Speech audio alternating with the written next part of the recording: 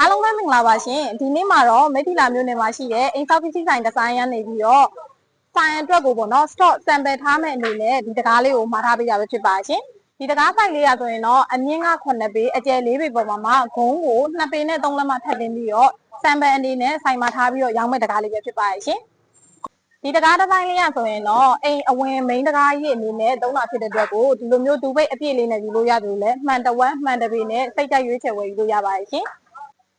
ပုံမှန်ဆိုရင်တော့အခုလိုပလိန်းထက်ဆိုင်တော့အပေါ်ဘက်မှာဒီလိုဂုံလေးပါတော့ပုံပြီးတော့တကားလေးရလှတယ်ပေါ့နော်ဒီတကားလေးဆိုရင်တော့အတွင်းထဲမှာဆိုရင်လည်းရှင်းလက်မချက်ကို2ခုအပေါ်2ခုအောက်2ခုတက်ပေးပြီးတော့အတွင်းပြင်ဆိုရင်လည်းအပြင်ဘက်မှာခက်မဲ့ရမယ့်ချက်ဆိုရင်လည်းဒီလိုမျိုးလေးကိုထည့်ပေးပါရရှင် normal တကားတွေထက်ဆိုင်ရင်အခုလိုဂုံတကားဒီဇိုင်းလေးတွေနဲ့ဒီဇိုင်းစမ်းတာလေးတွေကိုလည်းရွှေမိတ်တင်မှာမှာယူအားပေးလို့ရပါတယ်ရှင်နယ်ဘက်တွေဆိုရင်တော့ဘင်းအောင်ကုန်စည်ကားကနေတစ်ဆင့်ဖိတ်ချပေးပါရရှင်ယုံကြည်စိတ်ချရတဲ့ quality နဲ့ရေရှည်မှာလက်တွဲနိုင်တဲ့ပါတနာတယောက်ဖြစ်ဖို့အတွက်ဆိုရင်တော့ရွှေမိတ်တစ်ကအမြဲအချိန်သိရှိနေပါတယ်နော်